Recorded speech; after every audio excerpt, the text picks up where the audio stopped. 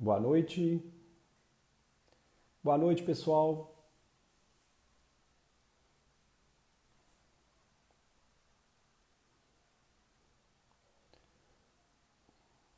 Boa noite.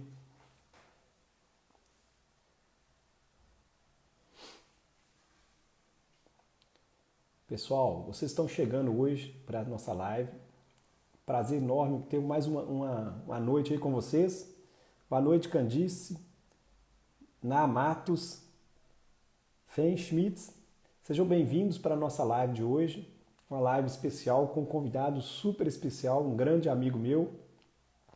Daqui a pouco eu vou convidar o nosso convidado especial de hoje, Dr. Henrique Binato. Boa noite, Denise, Vilma Siqueira. Boa noite, Na Matos. Denise, tudo bem com vocês? Pessoal, hoje o convidado especial é um grande amigo, Henrique Binato, doutor, professor de medicina, que eu tenho um grande prazer de conversar. Que a gente nós já tivemos um bate-papo aqui muito legal e nada mais natural que chamá-lo. Ele que tem uma grande experiência com estudantes de medicina, eu acho que tem muito a agregar para a gente, para falar um assunto muito legal, um bate-papo muito descontraído sobre medicina de imprecisão. Mas antes de chamar o professor Henrique, eu gostaria só de lembrar, né, que nós estamos nessa semana fazendo uma lives de aquecimento para a imersão diagnóstico seguro, que vai acontecer semana que vem, nos dias 21, 23 e 25 de agosto. Tá? Nessa imersão, para quem está me conhecendo hoje, né, eu sou Luciano Coelho, especialista em clínica médica pelo FMG, sou médico gastroenterologista e sou professor também de semiologia, já formado há mais de 20 anos. E nessa imersão nós vamos mostrar os fundamentos do método que eu criei para organizar o raciocínio clínico e chegar ao diagnóstico de qualquer doença com segurança. Tá? Para fazer essa imersão, para participar dessa imersão, basta você entrar no link que está na bio do perfil e fazer a inscrição lá. Tá? Então, quando acabar essa live, vocês podem ir lá no link que está na inscrição e link que está na bio e fazer essa inscrição. Ok? Por que a gente resolveu fazer essa imersão diagnóstico seguro? É justamente a gente, durante o ensino da semiologia, do raciocínio clínico, nós percebemos que os alunos às vezes têm uma dificuldade, nem todos, mas a maioria tem uma dificuldade às vezes de processar. Ele aprende a fazer uma anamnese, exame físico, mas na hora de interpretar os dados, sinais, sintomas, chaves do paciente, na hora de organizar isso e tentar chegar ao diagnóstico, às vezes tem uma dificuldade de qual exame pedir, como raciocinar. Então, nesse sentido que a gente foi para essas pessoas que a gente resolveu fazer essa imersão, para mostrar que é possível sim ter uma organização, uma sistematização para organizar isso tudo e poder chegar ao diagnóstico de qualquer doença com segurança, tá bom? Então estão todos convidados. Se você tem algum colega, algum amigo da escola, da faculdade, algum conhecido que vocês acham que queiram participar, que possam beneficiar desse aprendizado, como você, encaminhe, né? Mande um avião para ele participar também, tanto da live de hoje quanto dessa imersão que vai ser fenomenal, tá bom? Então hoje eu tenho a honra de convidar para a nossa live especial sobre medicina de imprecisão o Dr. Henrique Binato, que eu vou convidá-lo agora.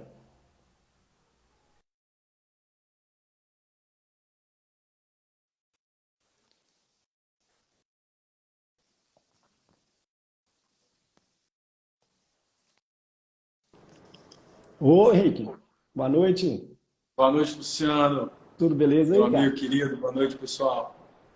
Tudo tranquilo? Tá em Juiz de Fora? Tô, tô aqui em Juiz de Fora, Hospital Monte Sinai aqui no fundo, Universidade Federal de Juiz de Fora aqui do outro lado. Tô em Ah, casa. que legal, cara. Tá bom. Tá uma vista bonita aí. Legal. É bom que eu já pulo aqui direto pro consultório. É, né? Pertinho aí. Legal. Henrique, seja bem-vindo, tá? Boa noite, Denise. O Henrique, eu acho que antes de tudo, eu acho que primeiro você podia apresentar para quem eu já te conheço há alguns anos, né? Henrique, para quem sabe, ele foi professor aqui na minha cidade, continuou na faculdade, não, foi, participou da coordenação do curso de medicina desde o início, né? Tem uma experiência aí fantástica no ensino médico e na pneumologia pediátrica. Então, podia se apresentar um pouco para a turma para se conhecer, Henrique? Bom, primeiro agradecer, né, Luciano, você pelo convite. Eu falo que o Luciano ele é um pouquinho mais velho que eu, mas ele é uma das meus maiores orgulhos acadêmicos foi ter chamado o Luciano para integrar o corpo clínico, o corpo docente lá da Faculdade Dinâmica, como ele falou, eu fui coordenador adjunto do curso. Bom, eu sou Henrique Binato, eu sou médico pediatra e pneumologista pediátrico, médico há 15 anos, pneumologista pediátrico há 12 anos. Eu sou mestre em Ciências da Saúde, com área de concentração em Radiologia e Inteligência Artificial pela Universidade Federal de Viçosa, onde eu também fui docente. Atualmente eu sou docente da Faculdade de Ciências Médicas de Três Rios, aqui pertinho de Juiz de Fora. Sou professor de Clínica Médica, de Radiologia, de Pediatria e de Bioética, que é o objeto do meu doutorado. Eu sou doutorando em Bioética, Ética Aplicada à Saúde Coletiva pela Universidade Federal do Rio de Janeiro. Como o senhor falou, eu fui orgulhosamente coordenador adjunto do curso, professor da Faculdade Dinâmica em Ponte Nova durante algum tempo. E é sempre muito legal vir conversar com o Luciano, que é um cara todo mundo sabe que ele é muito competente, mas com uma ideia muito, muito clara sobre o ensino da semiologia. E eu estou aqui para aprender semiologia, para aprender raciocínio clínico e dar um pitaco ou outro ali. Estou à sua disposição, meu amigo. Mais uma Legal. vez, muitíssimo agradecido. Pessoal, para quem justificando por que eu chamei o Henrique para participar hoje, é porque o Henrique é um cara que eu admiro demais, que é um cara que pensa fora da caixa, né? A maioria das pessoas pensa aquela coisa mais então o Henrique expande, né? Então por isso que eu te chamei e por isso que a gente escolheu esse título, né? Medicina de imprecisão. E eu queria que você explicasse de onde que veio de onde que veio nossa conversa, de onde que veio esse título da live de hoje, Medicina de Imprecisão. Deixa eu só aproximar aqui o tripé, porque eu estava meio longe te ouvindo mal. Olha só, esse nome, Medicina de Imprecisão, pessoal, eu não sei de onde eu tirei esse termo, né? Isso, óbvio que não é uma criação minha, mas a gente estava conversando, a Luciana sempre falando, vamos conversar um pouquinho sobre o diagnóstico, o fundamento do diagnóstico e o ensino da medicina. Há muito tempo, eu já sou professor de faculdade de medicina, né? Há mais de 10 anos, há 12 anos, 11 anos. E aí, uma das coisas que mais me chama a atenção, tanto nos alunos quanto nos colegas médicos, é que às vezes nós temos uma necessidade premente, como se fosse um juros, uma garantia bancária que a gente precisa entregar para o nosso paciente de dar o diagnóstico ali naquele momento. Uhum. É claro que tem situações, né, Luciano, que a medicina ela exige um diagnóstico imediato, né? Um infarto agudo do miocárdio, uma crise aguda de asma, um pneumotórax hipertensivo, minha tia Rosângela Verocai está aqui na live, beijo tia, te amo. Uma hemorragia digestiva alta, uma úlcera perfurada, né, na gastroenterologia. Mas quando a gente está falando, né, e o Luciano é um cara que entende muito de semiologia, a gente está falando daquele raciocínio clínico, metódico e metodológico cartesiano, né, que precisa de um encadeamento de pensamentos que serão originados e baseados na anamnese e no exame clínico. Muitas vezes o diagnóstico não deverá, não poderá, do ponto de vista médico e do ponto de vista epistemológico, do raciocínio, ser dado naquele momento. Existem doenças, existem situações que a gente vai precisar de mais de um encontro, de uma reflexão. A gente vai para casa e fica refletindo, puxa, mas aquela ausculta daquele paciente, a palpação daquele abdômen, aquela tomografia, o laudo daquela espirometria, muitas vezes a gente vai precisar sentar, respirar, abrir livro, consultar um artigo científico. E pensando nisso, Luciano, é que me veio esse termo de medicina de imprecisão. Numa era de epítopos genéticos, de epigenética, de diagnóstico molecular, de tratamento individualizado, personalizado, da identificação de fenótipos diferentes de várias doenças, a medicina, o tratamento, muitas vezes, ele vai precisar ser individualizado. E a gente tem uma fórmula para seguir, mas o resultado... Eu falo isso muito com os pacientes lá no consultório, né? Crianças são diferentes, todas elas. Gêmeos idênticos, como o Luciano e Alexandre, inclusive, são diferentes. Uhum. Então, uma mesma receita de bolo feita 10 vezes tende a gerar 10 bolos diferentes. E aí, justamente por isso que eu pensei, cara, a gente precisa parar de querer ser imediato para ser mais preciso. Daí essa ideia de a gente viver numa era de uma medicina imprecisa pela esse fast food que a gente, às vezes, quer entregar para o nosso paciente. Foi daí que eu pensei nesse termo e você, como pouco responsável que é, comprou esse meu termo maluco. Mas aí, na hora que você falou o termo, só para explicar para a turma, na hora que você falou o termo, vamos falar sobre medicina de imprecisão, eu falei, gozado, eu nunca ouvi falar nesse termo, medicina de imprecisão. De imprecisão, eu falei, deixa eu... O Henrique tá sabendo mesmo, né? Deixa eu pesquisar. Cheguei no Google, falei, eu tô assim, nossa, eu só achei medicina de precisão.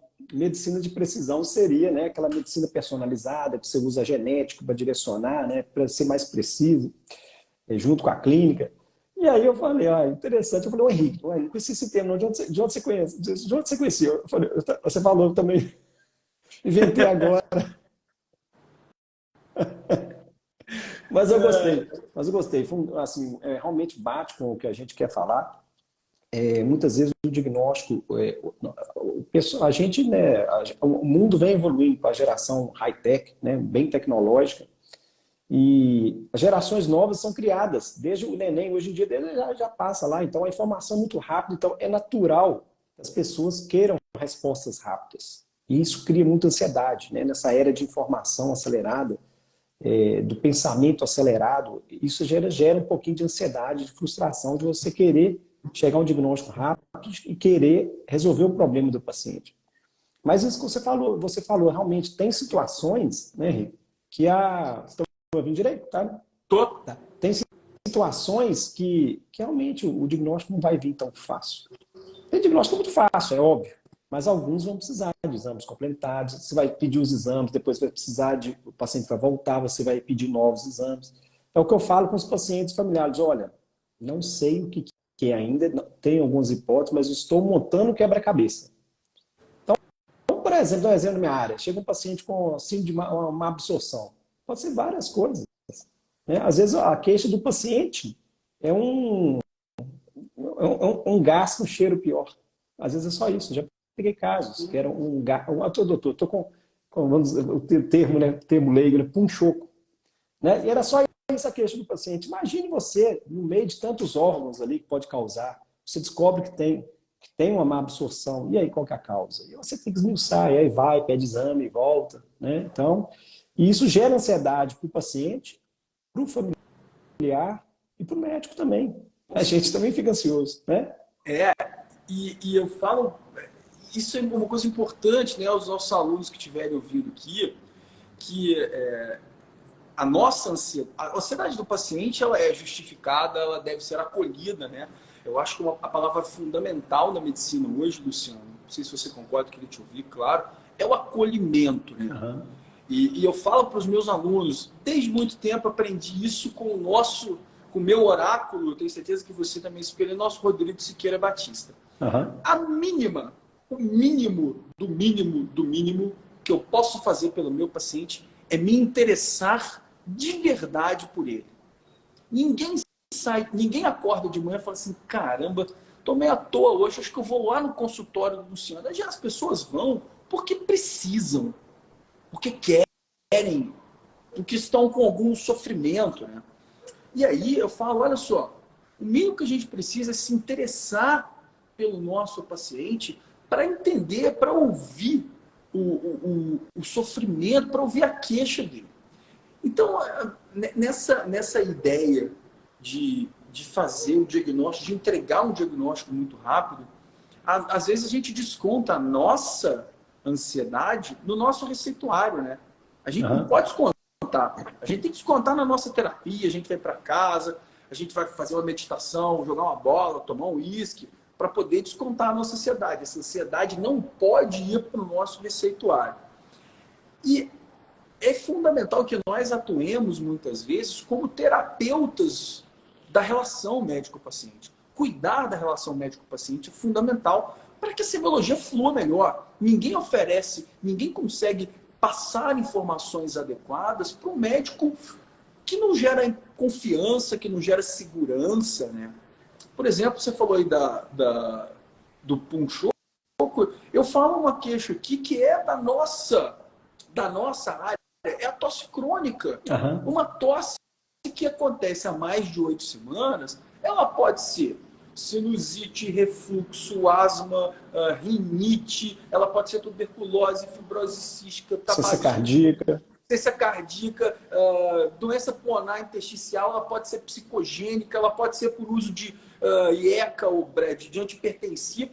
Então, se eu simplesmente pego a minha consulta e vou tentando espremer do paciente alguma coisa que eu quero ouvir para me facilitar o diagnóstico, a chance de eu ser impreciso nesse diagnóstico, na minha humilde opinião, ela aumenta exponencialmente.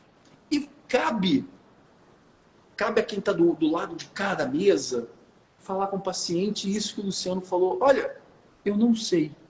E o meu pai, Luciano, meu pai é dentista, já quase nas suas barbas de aposentadoria, ele me fala, sua profissão tem uma vantagem muito grande em relação à minha. Por quê, pai? O cara chega com dor de dente, senta na minha cadeira, ele quer sair dali com o dente sem doer. Você não. Isso, cara, eu era estudante de medicina 20 anos atrás, mais de 20 anos, nem tanto assim, mas na faculdade, e falei assim, cara, o cara tá certo. Eu venho essa frase do meu pai tem mais de 20 anos, e eu fico assim, é mesmo. Meu pai tem razão. Tem hora que eu não preciso falar assim, olha, eu sei que tem alguma coisa errada, eu vou passar uma medicação para aliviar o sintoma. Ou muitas vezes, né, Luciano, às vezes isso acontece no refluxo gastroesofágico, que é a asma, elas têm muita semelhança, e uma delas é, cara, vamos fazer um teste terapêutico. Vamos fazer um corticoide nalatório em dose baixa, vamos fazer um inibidor de bomba ali por 6, 8 semanas, e aí você mostra o interesse, você aluno que está ouvindo a gente, fala, me dá notícia, eu quero saber notícia sua, porque é o mínimo que a gente pode fazer. Então, tentar acelerar o diagnóstico, e aí um termo que o pessoal conhece, você não conhece, que é slow medicine, que é essa medicina, que é o contrário dessa medicina que representa esse mundo caótico, né? E aí você falou do bebê, do nenenzinho que passa o dedo na tela, cara, eu não sei porque me veio imediatamente aqui no momento a figura do filósofo, acho que ele é alemão, do Zygmunt Bauman, que fala que a sociedade hoje é líquida, né? Os amores são fluidos, os sentimentos são líquidos, a gente apega e desapega muito rápido. E na medicina não pode, né, cara? A gente não pode apegar e desapegar e me dá a informação e eu te dou o diagnóstico, né? Isso, concordo. E você está falando da prova terapêutica, que a gente, às vezes, na medicina, a gente usa, né? Você usa aí com corticoide, eu uso muito com inibidor de bomba para doença de refluxo. Você usa para intestino irritável, né? Antiespasmódico. Mas uma coisa que eu falo, a prova terapêutica, ela é diagnóstica também para alguns casos. E aí, a gente às vezes lança a mão, mas é uma coisa que eu sempre falo com o paciente familiar, olha, você melhorando ou não, eu estou raciocinando, né? Então, isso tranquiliza o paciente e já te prepara para o paciente familiar. Pô, doutor, não melhorou nada. Eu falei, olha, eu estou raciocinando, né? Então, isso é interessante porque você tendo um relacionamento médico-paciente adequado com o paciente, primeiro é isso do acolhimento que você falou. Se você tem um acolhimento adequado, você faz uma anamnese bem feita, muitas vezes o paciente vai te dar um diagnóstico. Recentemente, essa semana mesmo, eu atendi uma paciente e ela tem uma queixa específica, e já fez uma série de exames. Aí quando chega para você, né, já passa em vários médicos. Aí você já chega, né, tipo assim, aí você já levanta na cadeira, peraí, né? Já dá um arrepio, né? Deixa eu Ou então eu quero assim, doutor, eu sei que é o senhor que vai me ajudar. Aí você já se ajeita e fala assim, vamos lá. Já passei nos 3. E aí, esses que você tem que escutar mais, tá? Porque esse aí, ela fala de repente, ô doutor, não que eu fui para a praia, a primeira vez que eu vou para a praia, depois de mais velha, na praia eu não senti nada. Então, o paciente às vezes começa, ele mesmo, quando você acolhe, você dá Então, é aquela coisa de você dar atenção para o paciente sem querer ter pressa. Eu falo com os alunos. Mas eles aprendem a fazer aquele roteiro de anamnese imenso, né? E aí, eu falo, eu não perco tempo, assim, eu uso o meu tempo importante na história da moléstia atual, ali que eu concentro bem. Então, ali, o tempo que for necessário, eu fico. Não importa. Enquanto eu não entender a queixa do paciente, esmiuçar ali, explorar o máximo possível de sinais e sintomas, eu não vou sair dali. E deixar o paciente falar, né, Luciano? Que o diagnóstico não está na gente, o diagnóstico está nele.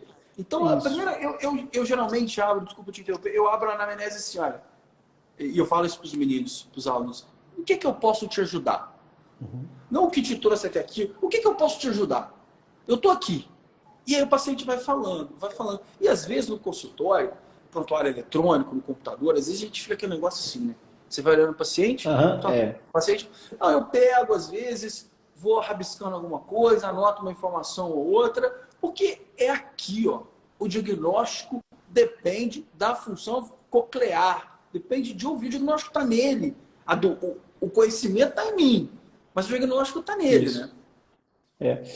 Pois é, e você também, se você não olha para o paciente, você não percebe as expressões. Na hora que você faz a pergunta, ele muda a feição. Na hora que você fala do familiar, como é que ele está reagindo.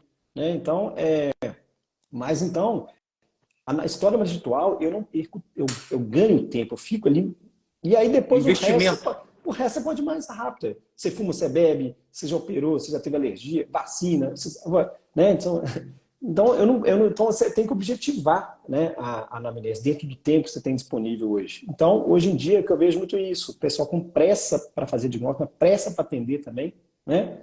E acaba fazendo uma medicina não precisa ou imprecisa.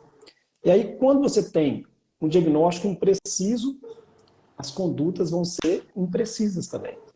Eu tenho visto você muito, Henrique, falando muito sobre isso, né? Principalmente na pediatria. Eu atendi muito criança, graças a Deus, lá na.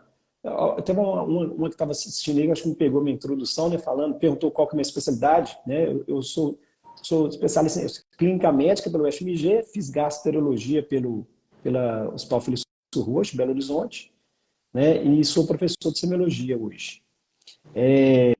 Então, a gente vê muito isso, né? Essa medicina imprecisa com diagnósticos, levando a um diagnóstico impreciso, condutas imprecisas. Eu vejo você falando um pouco isso na pediatria, que a gente teve uma formação muito boa na UFMG. Então, que eu já atendia, pronto-socorro, no início, né, quando você começa novo, atendia posto de saúde, atendia criança assim, né? E atendia com atenção.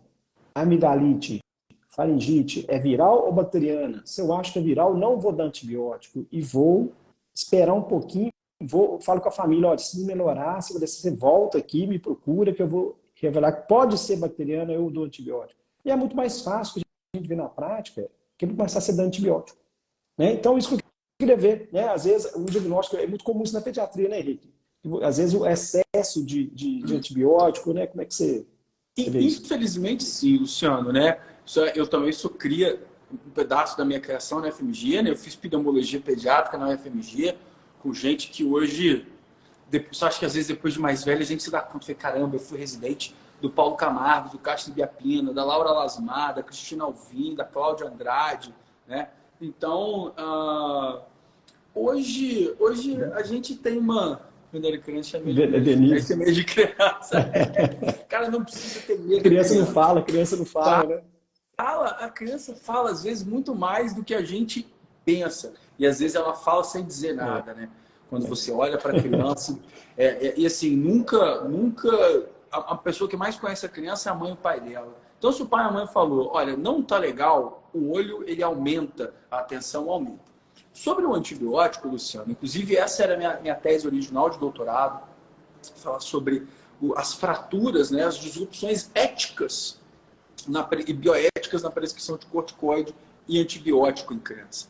Então, assim, cara, a gente vive uma época de justamente eu preciso tratar, seja tratável ou não a doença. O paciente não pode sair do meu consultório sem um papel, sem uma receita, sem um troço que eu tenho que orientar, porque senão muita gente pensa assim, mas o paciente vai achar que não adiantou nada ele vir aqui, se ele sair sem um remédio, eu vou no médico, ele não me dá um remédio. É cultural, assim?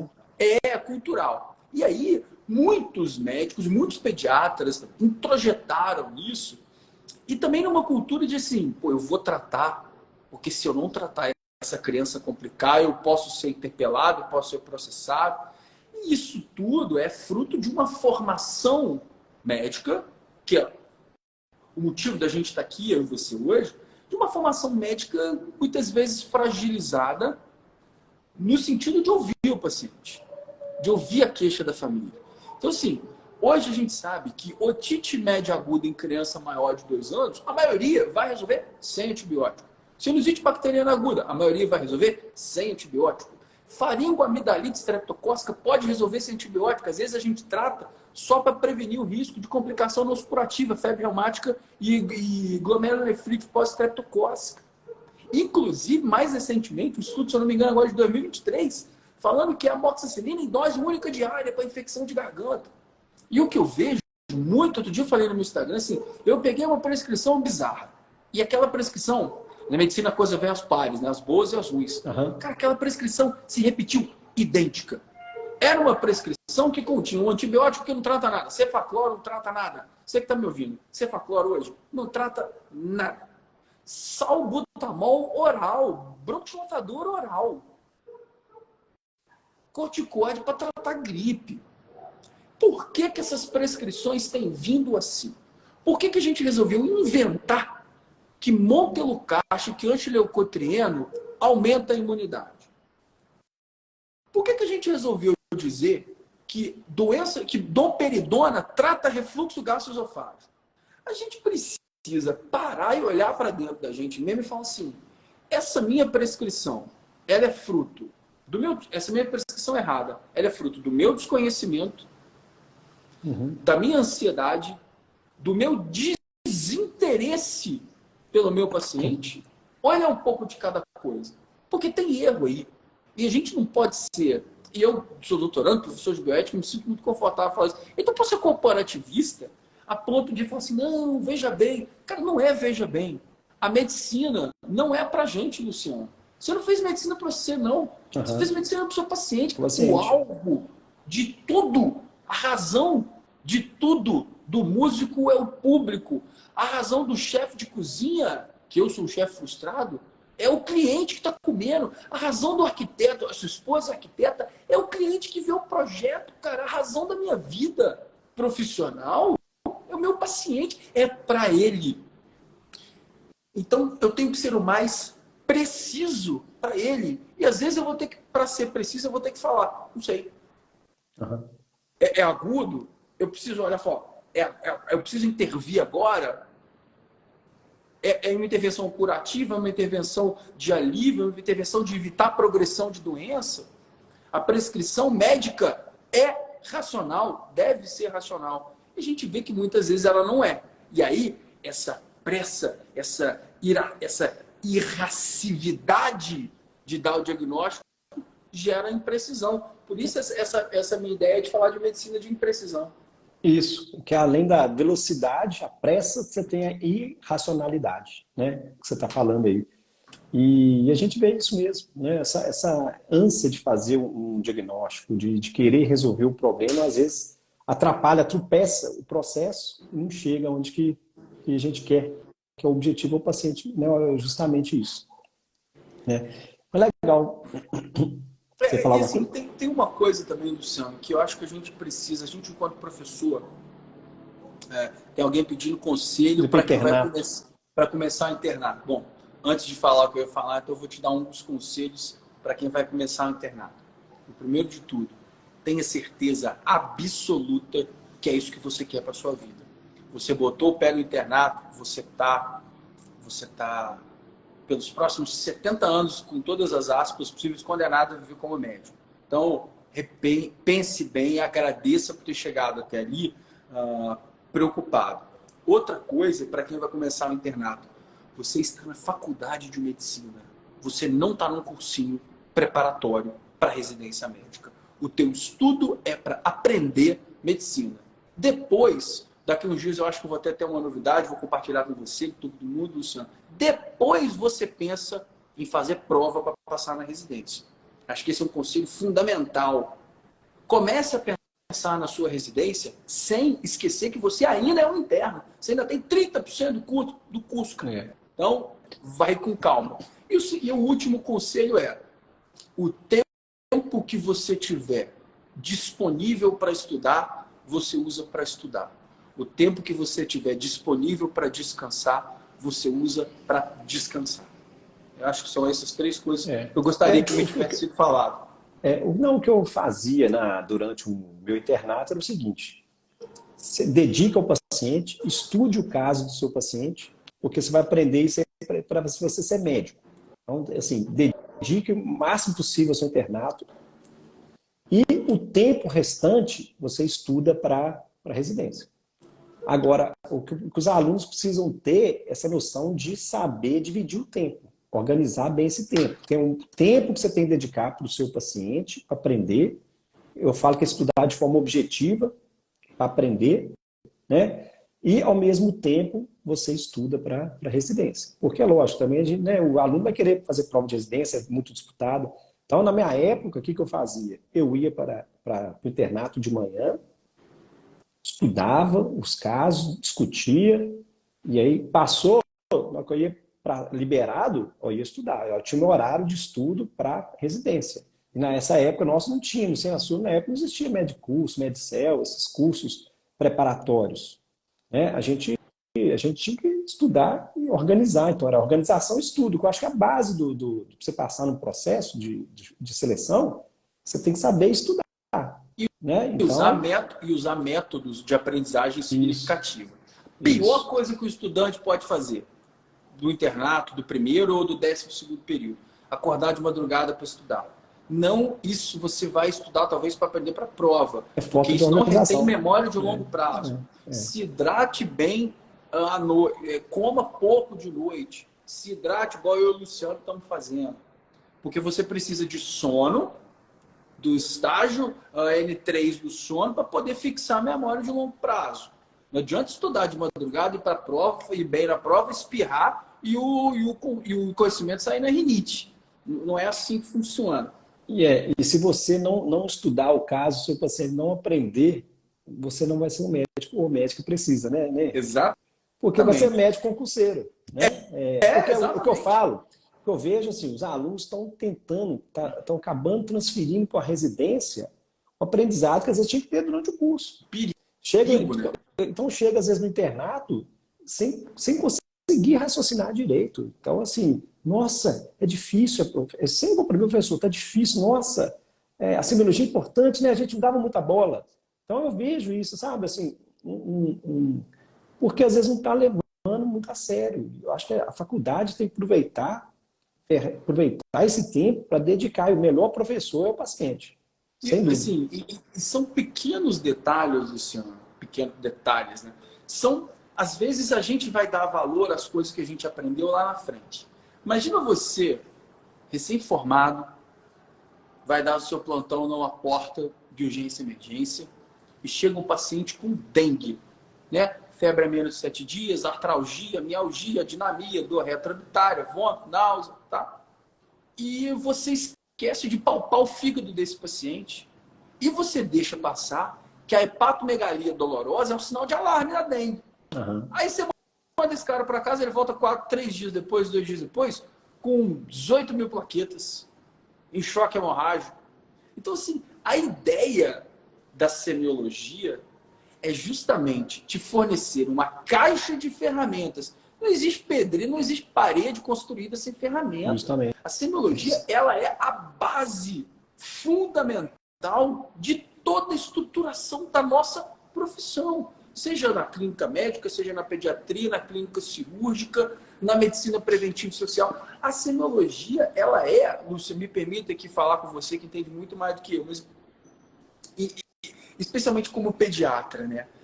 A semiologia da pediatria ela ainda é mais importante porque a queixa principal ela é fornecida por um terceiro. Então, a história da doença atual, e semiologia não é só escutar. Ao escutar, é muito 80% do diagnóstico está na anamnese. 15%, 20% vai no exame físico e o resto no exame complementar. Então, se a gente não escutar o que o pai e a mãe têm a dizer, se a gente não fizer... E outra coisa, para o paciente e para o aluno, se a gente não fizer as perguntas certas, a gente jamais vai obter as respostas certas. Justamente. Então, assim, o porquê que esse paciente está com dor no peito? Pai, pode estar com dor no peito porque ele tem ansiedade, porque ele está em crise de asma, porque ele está infartando, porque ele tem uma pancada. Mas o meu raciocínio também é para o raciocínio. Que tipo de dor é essa? Como é que é essa dor? Se você não fizer a pergunta certa, a pergunta precisa, a resposta será imprecisa. E aí o diagnóstico já foi lá para embora. Não, e às vezes eu falo com os alunos, às vezes detalhes, pequenos detalhes que vão fazer o diagnóstico. E às vezes, se você não dá um tempo para o paciente, não conta. E às vezes no retorno, não é na primeira consulta. Eu sempre falo que a anamnese, e às vezes o paciente volta, eu repito a anamnese da queixa do paciente. Claro. E às vezes ele dá diferença. Então, eu lembro um caso que eu tive, um paciente teve uma dispepsia e tal, e aí ele voltou no exame, no retorno, e como é que a dor? Aí no retorno que falou, doutor, mas não que eu estou tendo uma relação sexual, me dá o desconforto para danado. Então, assim, não tinha dor, assim, tinha mais uma dispepsia, né? Então, na hora que você faz uma reanamnese, ele queixa, na hora que ele deu aquela dica, aí que você fala, opa, cai a ficha, peraí, para tudo, né? Opa, e outra coisa, né? Uma anamnese bem feita, explicada... Um sintoma atípico. Isso, e ela é capaz de emancipar o paciente no seguinte sentido, é isso que você falou, olha, você está conversando sobre a tosse é seca, ela é produtiva, ela é matutina, ela é diurna, então beleza, daí você volta depois. Aí quando o paciente volta, ele fala, doutor, percebi que a tosse do menino é meia-noite, ele deita 8 horas da noite, acorda, olha doutor, e acorda, viu?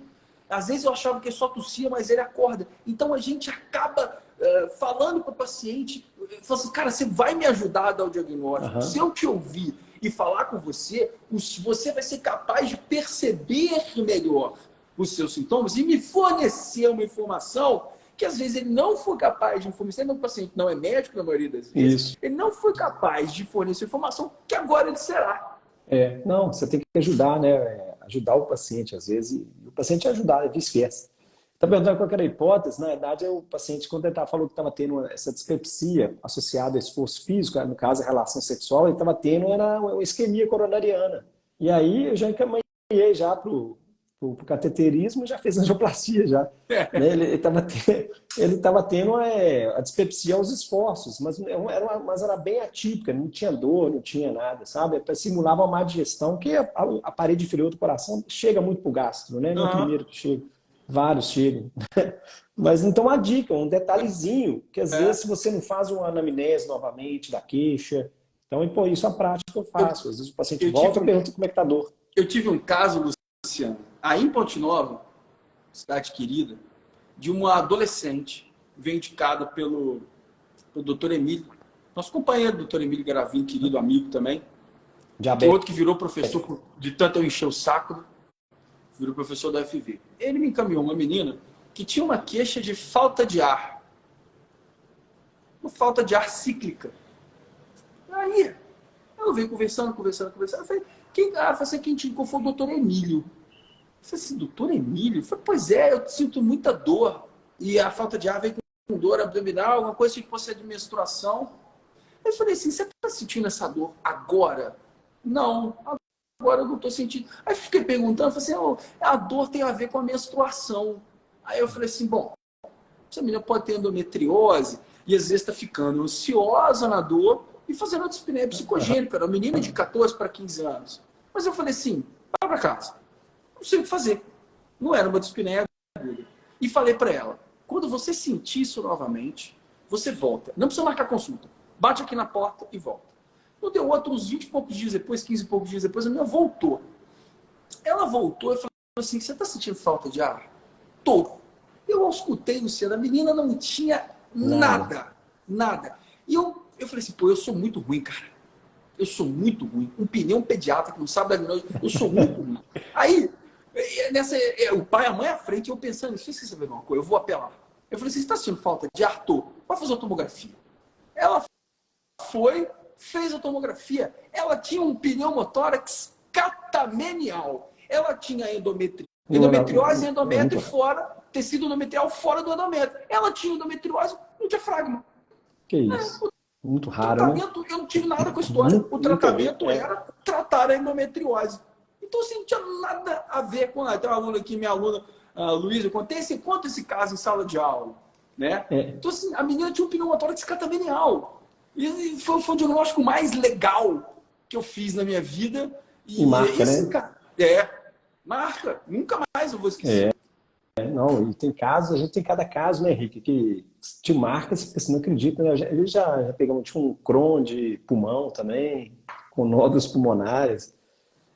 Mas é interessante que eu estava falando com os alunos hoje, da semiologia lá, falando da endometriose, né? Que é importante você caracterizar que a sintoma da endometriose, ela vem no período pré-menstrual, porque quando tem a influência hormonal, o tecido do endométrio fora do útero vai começar a inflamar, porque o útero não vai começar a hiperplasiar para depois descamar, na menstruação ele descama. Então ele começa a inchar o tecido endometrial pré-menstrual e começa então, provavelmente a queixa dela devia ser próximo da menstruação. É igual dor de garganta na apendicite, cara. É órgão linfóide. O órgão linfóide aumenta tudo. Então, se você tem apendicite, você pode ter dor de garganta no momento que tem apendicite.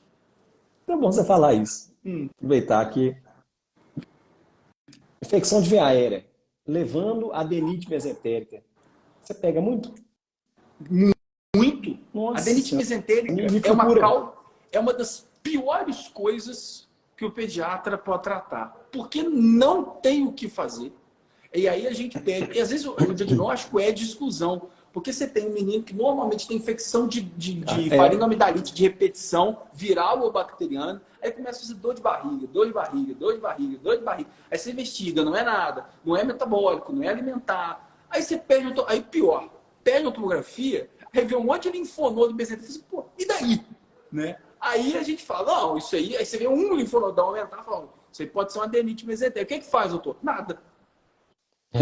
Não é o melhor remédio para adenite mesentérica, sabe qual que é? Você dá um anti-inflamatóriozinho, né? É o tempo. A criança vai crescendo. Anti-inflamatório é adulto, em criança não pode. Não. Mas você vai. O melhor é o tempo, cara. A criança vai crescendo, é diminuindo as crises. Exato. Né? Então, aí entra a questão de você ter que tranquilizar a família. Exato. Né? E é um diagnóstico que leva, sei lá, meses para ser feito. E até lá a criança já tomou antiparasitário, ela já tomou de bomba, ela já tirou o leite, aí botou leite, aí botou soja, aí tirou soja, aí ela tira fruta, aí você está comendo fruta, você é sobrecarga de frutose. Tem nada a ver uma coisa com a outra. Eu pego os glúten, né? Glúten, as modinhas de glúten, né? Agora em pediatria é a frutose, né? Porque realmente existe uma síndrome dispéptica pediátrica relacionada ao excesso de frutose. Especialmente a frutose do suco, né? Porque o suco concentra muita frutose. E esse é um dos motivos da gente agora recomendar não dar suco para criança até 1 ano, 50 ml entre 1 e 2 anos. O suco não é alimento. O suco é uma guloseima, né? A alimentação não pode ser a base de suco. Então eu já vi isso também. Criança que estava investigando, fazendo teste exalado aí que você faz, pesquisa genética e tal, fora as intolerâncias à lactose neonatal que não tem, né? Que é relato de casos da literatura, deficiência congênita de lactase, né? Eu tenho visto muita coisa assim, muita coisa que eu preciso justificar a consulta e vou dar um diagnóstico. Seja ele qual for, dane-se o paciente. né? Esse é um dos maiores perigos que a medicina tem corrido, na minha humilde opinião. Legal, bom demais. O Henrique, e como é que tá a parte de ensino médico aí? Como é que você tá o processo Hoje aí, tá? eu estou na Suprema, né? Faculdade de Ciências Médicas aqui em Três Rios. Hoje, nesse momento, eu estou dando aula por internato de pediatria, fazendo a parte teórica e a prática interna de emergência pediátrica. Estou me divertindo bastante e como professor de bioética. Luciano, dar aula é igual cachaça. É ótimo, mas dá uma dor de cabeça danada, né? Então, assim, eu falo que eu me realizo muito dando aula. Eu melhorei muito, muito como médico depois que eu virei professor. Passei a ter uma visão diferente. E aí, mas para mim, eu me resumo em uma coisa que é muito, muito, muito marcante para mim, cara. Quando eu estou no meu consultório, eu estou diante de uma criança, uma família, e eu estou tratando uma criança. Uma criança com asma, uma criança com pneumonia. Esses dias eu vi 2 laringomalácias. Menino tinha tomado o antibiótico, o corticoide para laringomalácia. Menino tem nada. Era um estridor. Fez a fibronaso lá e viu laringe em ômega, epiglote em ômega, laringomalácia. Mas quando eu estou em sala de aula, eu estou provavelmente tratando 40, 50 pessoas. Quando eu estou em sala de aula, eu estou falando para 40, 50 futuros médicos e futuras médicas aquilo que às vezes que no consultório eu falo para uma família. Então essa é a minha maior realização enquanto professor, é falar assim, olha, saiu daqui, eu quero que vocês tratem o paciente bem, mas é fundamental que você escute o que nós professores estamos falando, porque você é o que vai fazer, você vai assumir o meu lugar. Você vai tratar a criança, você vai acolher o idoso, você vai salvar a vida de alguém. Então, assim, eu me sinto realizado falando para 50 pessoas, sabendo que ali eu estou tratando 50 pneumonias, sabe? Eu acho que é uma maneira mais utilitarista Eu penso, de exercer a medicina. eu penso semelhante também. Eu acho que formar pessoas e bons profissionais, excelentes profissionais, acho que move a gente, né? Você querer passar o conhecimento. Eu falo que eu gosto, eu adoro estudar, mas eu acho que eu gosto mais de ensinar, de passar e ensinar o que eu aprendi, né? Tudo que eu aprendo, eu quero passar adiante. Eu É, acho que isso aí e quando a pessoa quer, você encontra um aluno que quer aprender, aí dá match, né? Aí você fica. aí tem que Aí segurar, você gente, porque se empolga. a gente fala sem parar. A gente fala sem parar e vai falando uma coisa atrás da outra e eu vou falando assim, peraí, onde é que eu tava mesmo? Já perdi meu raciocínio lá atrás. Porque é isso, cara. Quando o aluno te desafia no bom sentido, né? Te fala assim, professor, mas isso, e eu quero saber, me ajuda aqui. Então a gente tem essa dádiva, né, cara? Essa vantagem de poder falar e tentar moldar um pouquinho na cabeça, né? A gente participou recentemente, né, Luciano, de uma colação de grau em que a gente foi para Ninfo, patrono lá, e, pô, você vê, né, que as meninas melequento que entram com 17 anos enchendo o saco no primeiro Virando período. adulto. Você olha pra cara dele e fala assim, putz, olha o que eu fiz, cara. Eu coloquei essa criança aqui para poder ser médico. Então, isso é uma coisa que é um salário moral. Não, e tá legal agora, porque muitos estão ficando aqui na cidade, e aí eu vou encaminhar um paciente para o hospital, quem está de plantão? É aluno nosso. Então, assim, ficou muito legal, sabe? Tá Cara, bem eu tô legal. trabalhando na minha clínica com um menino que foi meu aluno na UFV, o Iago. Ele foi UFV, aí foi fazer clínica médica no Júlia, fez pneumo adulto na UFMG, aí ele entrou na clínica, os representantes falaram assim, pô, aí que você deu aula em Viçosa? Eu fui seu aluno, eu falei, pô, eu tô velho, cara. Mas tô feliz, cara, eu tô trabalhando com o meu aluno, cara. Isso porra, é uma satisfação, um prazer, assim, É muito legal. incrível. E sem falar que você aprende demais. Né? Você fala, eu tô rindo com os alunos hoje, que você vai dando aula de semiologia, já que passaram quantas turmas, né? Eu tenho que ter dado essa aula mais de quase 20 vezes já, né? Ah, é? Então, eu falo é o que eu falo, assim, eu já falo, já sei de cor já o que, né? Então, assim, você já. Peraí, gente, deixa eu ver se tá. Aí tava lá. Já tá. Então, quando você atende o paciente, é impressionante como é que você internaliza a semiologia. Então, é um prazer enorme da aula e acho que não tão bom para o aluno, mas para a gente também é uma dádiva mesmo, né? E assim, quando, quando tem dia que a gente tá mal, né, cara? Tem dia que você fala, pô, hoje eu dei uma aula. Eu falo, minha mulher é professora também, né? Eu falo, hoje eu dei aquela aula que se o aluno prestasse atenção, ele tinha que dar uma vaia. Mas também tem dia que fala, ó, hoje o cara tinha que pagar 2 mensalidades pela aula que eu dei. Uhum. Então, assim, a gente também, nós professores, a gente também oscila, né, cara? Tem dia que você tá Tem menos dia que tem dia que inspirado, você tá tá com o pé preocupado, esquerdo, paciente, família, mulher, trabalho, dor de barriga. Mas talvez seja a coisa que mais me motiva a não deixar o pique da remada cair. É falar com o meu aluno, é ser desafiado pelo meu aluno. é.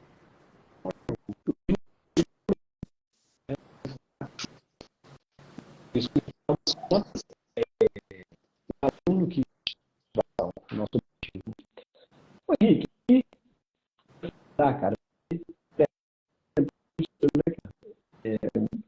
pode mais Deu, deu uma travadinha aí, cara, eu não te ouvi.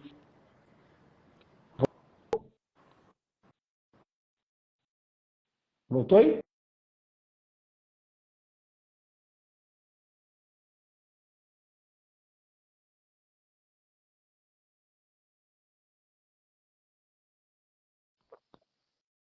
Voltou? Oi, Luciano. Voltou? Essa imagem está um pouquinho Aí, cara. embaçada. Tá igualado. Melhorou? Assim, eu tô vendo a imagem Eu embaçada. Você tá me vendo? tava te vendo e tô te vendo embaçado também. Estou embaçada.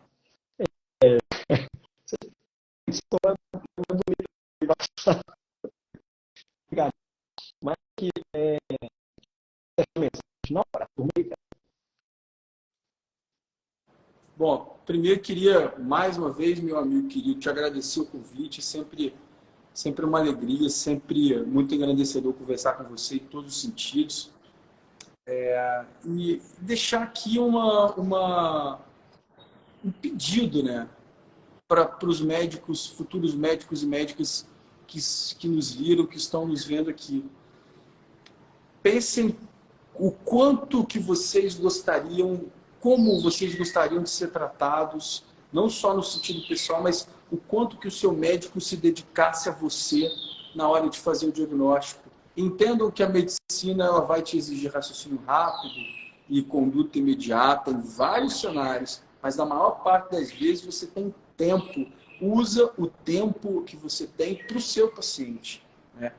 Você vai errar, todos nós vamos errar, e tenta fazer com que o seu erro seja o mínimo, que o seu erro gere o mínimo dano para o seu paciente. Acho que é isso o mais importante agora. Se dedique muito, muito no curso básico, faça um curso clínico robusto, um internato interessado, que você vai entrar numa residência boa.